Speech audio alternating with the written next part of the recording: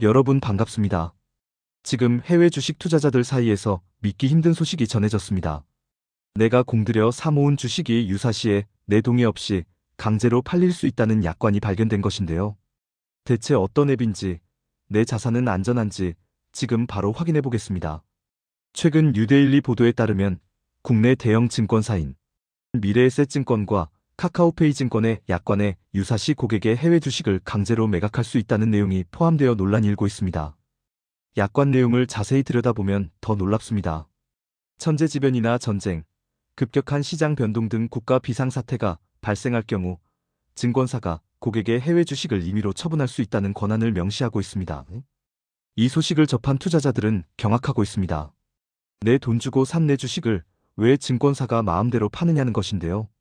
위기 상황일수록 자산을 지켜야 하는데 증권사가 먼저 팔아치우면 투자자는 어디를 믿어야 하느냐는 항의가 빗발치고 있습니다.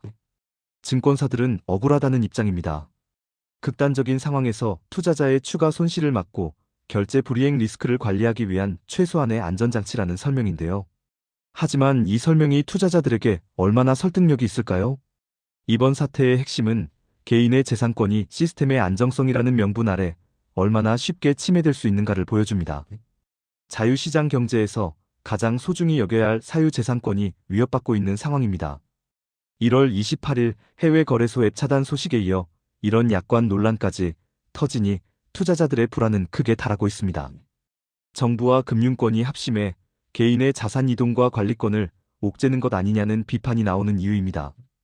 특히 최근 한반도를 둘러싼 지정학적 리스크가 고조되는 상황에서 이런 약관은 더 무섭게 다가옵니다.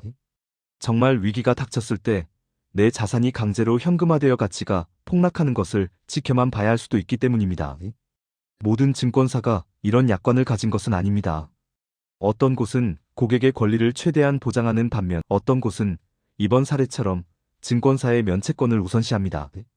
여러분이 쓰는 앱의 약관, 지금 당장 검색창에 강제 매각을 쳐서 확인해 보셔야 합니다. 시장의 자율성을 중시해야 할 증권사들이 오히려 규제 당국의 눈치를 보며 보수적인 약관을 유지하는 것은 아닌지 의문입니다.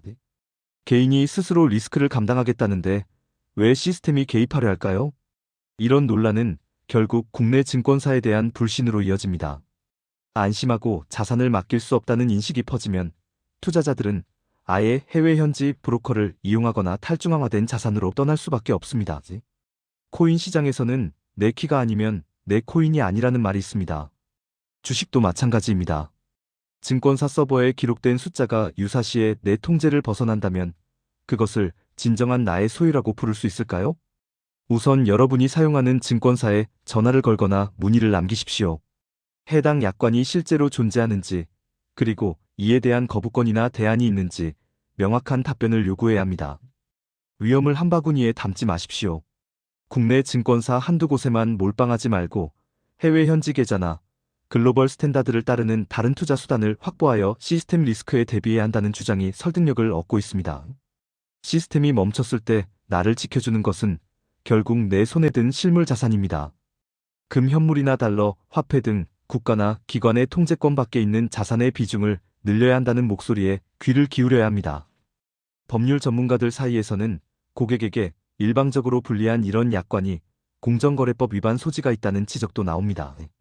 투자자들이 단결하여 부당한 약관 개정을 요구하고 목소리를 높일 필요가 있습니다. 우리는 자유롭게 계약할 권리가 있지만 거대 기업이 일방적으로 밀어붙이는 불공정한 약관은 시장 경제를 좀먹는 암적인 존재입니다. 공정한 경쟁과 투명한 계약이 보장될 때 우리 경제도 발전할 수 있습니다. 앞으로 규제는 더 촘촘해지고 기관의 통제는 강해질 것입니다. 이제는 국가나 증권사가 내 자산을 지켜줄 것이라는 안일한 생각에서 벗어나야 합니다. 스스로 공부하고 시스템의 허점을 파악하는 자만이 부를 지킵니다. 다시 한번 강조합니다. 미래에셋과 카카오증권 사용자분들은 물론이고 다른 앱 사용자분들도 지금 즉시 약관을 확인하십시오. 소 잃고 외양간 고치는 일은 없어야 합니다. 오늘 영상은 우리 자산을 위협하는 증권사의 숨은 약관을 파헤쳐봤습니다. 대한민국 투자자들이 더 똑똑해지고 강해져야 합니다. 오늘 내용이 유익하셨다면 구독과 좋아요 부탁드립니다. 감사합니다.